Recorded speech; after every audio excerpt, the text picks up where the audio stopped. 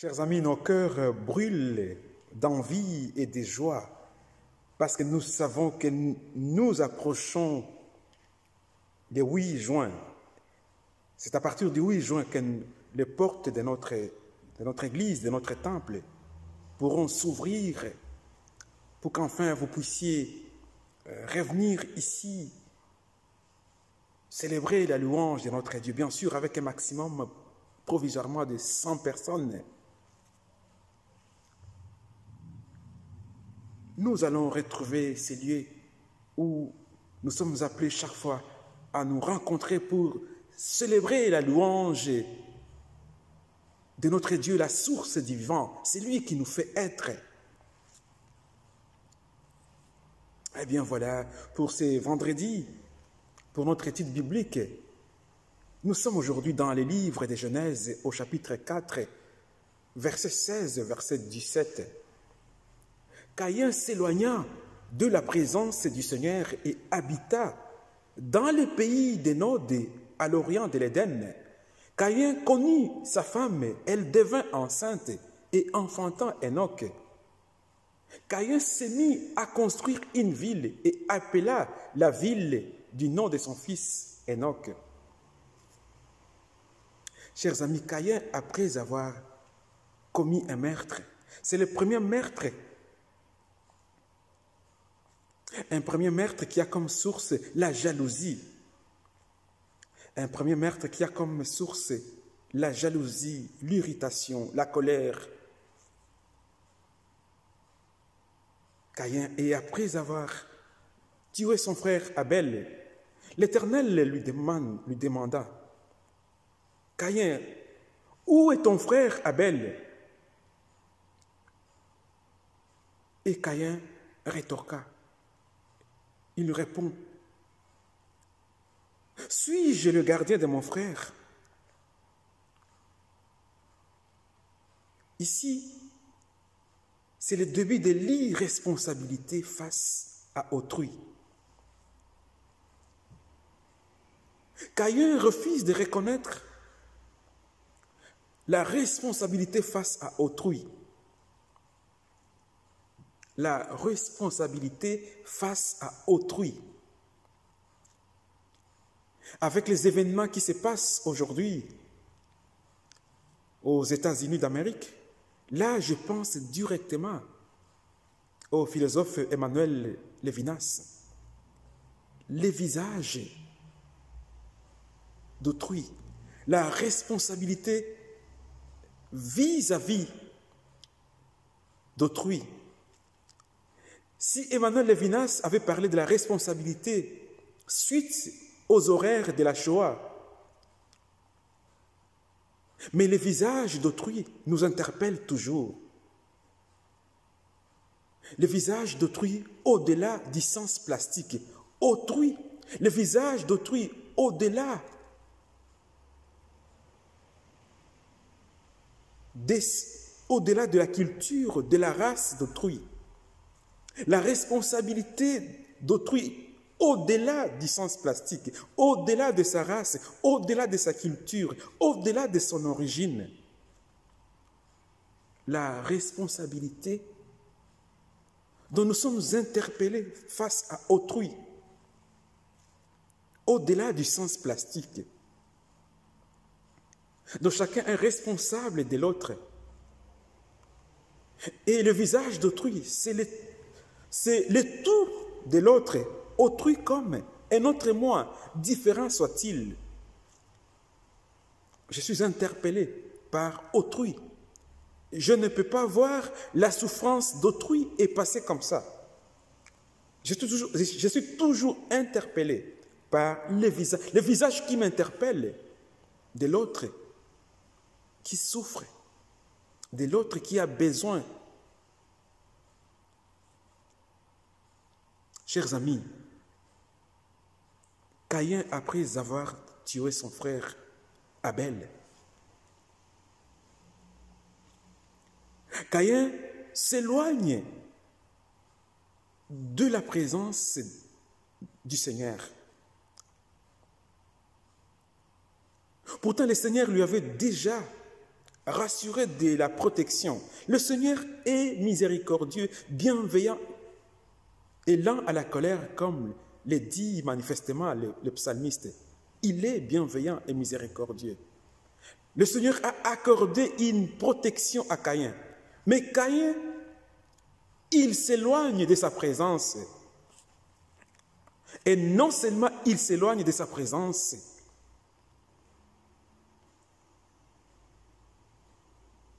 il va dans le pays des Nodes.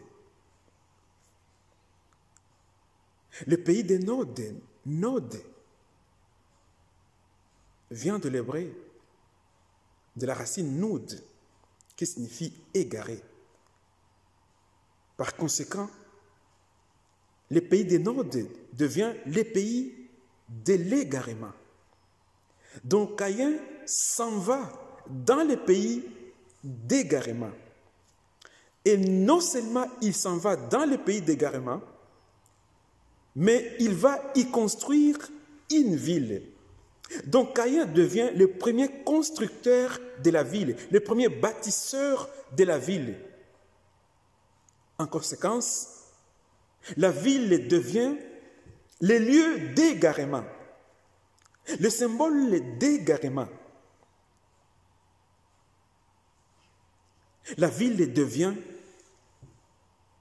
le symbole de la liberté à outrance. La ville devient le symbole, le lieu de l'homme sans Dieu. La ville devient le lieu de la conscience sans la conscience de Dieu.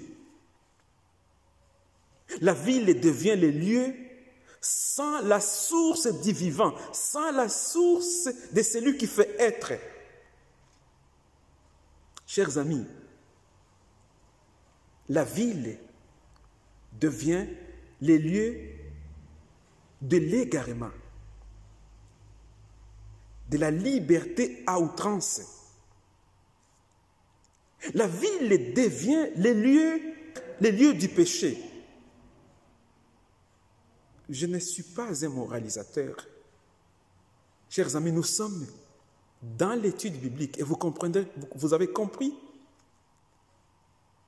qu'on peut avoir une lecture littérale, mais aussi on peut avoir une lecture allégorique pour qu'on tire dans le texte ce qu'il faut croire.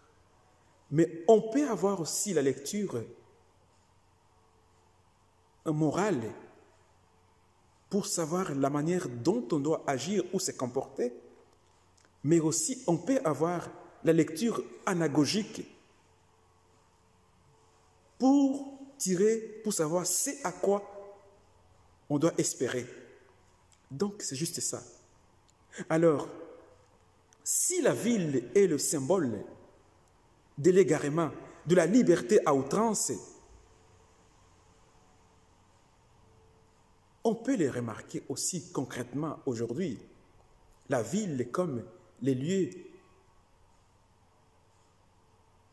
de la connaissance de l'homme. La ville est comme le lieu de l'effort humain, le lieu de la connaissance et le lieu de la technologie, parce que c'est la ville, le lieu de l'exploit humain, le lieu de l'exploit de l'intelligence humaine. Ça peut aussi devenir le lieu d'égarement. Concrètement, on peut voir la technologie aujourd'hui. Je ne suis pas technophobe. Vous connaissez mon background. Je ne peux pas être technophobe. Mais regardez ce que nous avons dans nos GSM aujourd'hui dans nos maisons. Nos GSM deviennent aussi la ville parce que nos GSM, nos smartphones deviennent les lieux de l'égarement. Dans les familles, les gens ne se parlent plus. Chacun est égaré sur son GSM, égaré sur son téléphone.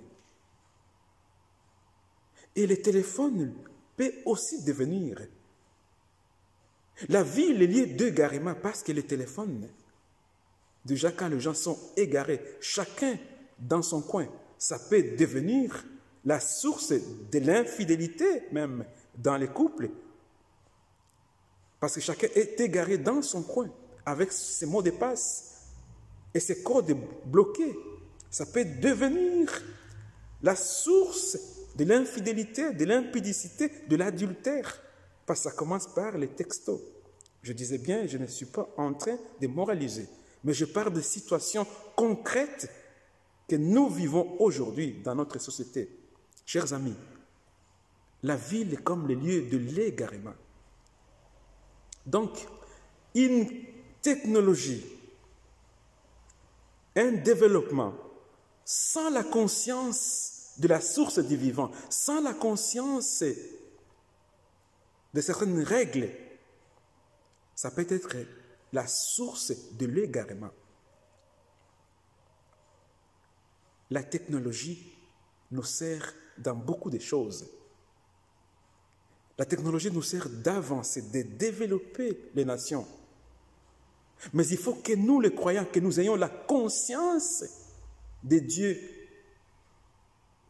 Nous ayons la conscience de la source du vivant, la conscience d'autrui. Quand je parle de la conscience d'autrui, ça veut dire ce que je fais avec la technologie. Suis-je en train de nuire à quelqu'un d'autre? La conscience de bien faire. La conscience de bien faire. Sinon, si on n'a pas la conscience de bien faire, c'est qu'on est dans la destruction. On est dans l'égarement. C'est tout simplement pour essayer d'éveiller en vous. Éveiller ce sens de responsabilité face à autrui. Je suis responsable face à autrui parce que ce que je fais, je ne le fais pas pour le démolir ou pour le détruire. Chers amis, la ville est comme les lieux d'égarement, les lieux de la conscience, sans la conscience de Dieu. Quand je parle de lieux sans la conscience de Dieu, ici je vois l'amour du prochain. Parce que Dieu, il est amour. Ce que je fais, c'est pour détruire ou pour construire. Car tout ce qui construit guérit. Tout ce qui construit apporte la joie et l'unité, l'harmonie. Mais ce que je fais, est-ce que je détruis, je démolis? C'est là la grande question.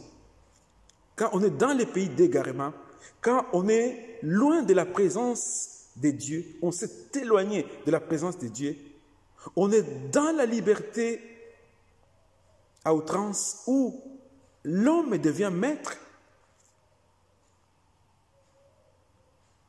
sans tenir compte de la source du vivant, la source qui fait être. L'homme se coupe de sa source. Et si l'homme se coupe de sa source, ipso facto, par ce fait même, il se coupe aussi de sa destinée. Chers amis, la Bible nous renseigne que Dieu est alpha et oméga. Il est le début, le commencement et la fin. Il est la source. Et c'est vers cette source que nous rentrons encore. Alors si l'homme se déracine de sa source, de cette source, il ne sera pas aussi là où il va. L'homme restera dans l'égarement. L'égarement. Il va s'égarer. Il va s'égarer.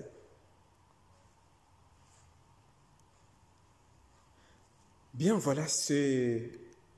Je voudrais vous réveiller ces vendredis, ces week-ends. Réveiller en vous. Réveiller en vous. Et cette conscience de la conscience de Dieu, c'est parce que les jours de la Pentecôte, nous avons appris que le Saint-Esprit a gravé en nous la loi de Dieu. Cette présence qui remonte à partir de la profondeur du cœur et vient à nous et nous chuchote des paroles.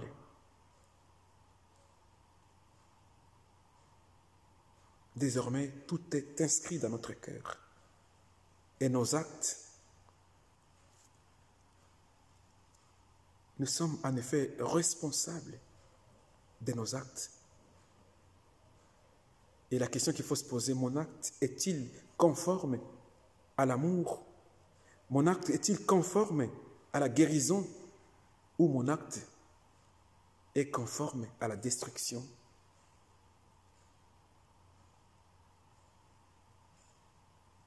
À la mort? Que le Seigneur vous éclaire et qu'il nous guide et qu'il nous conduise sur le chemin de l'amour du prochain, sur le chemin de la responsabilité envers autrui. Que le Seigneur vous bénisse. Amen.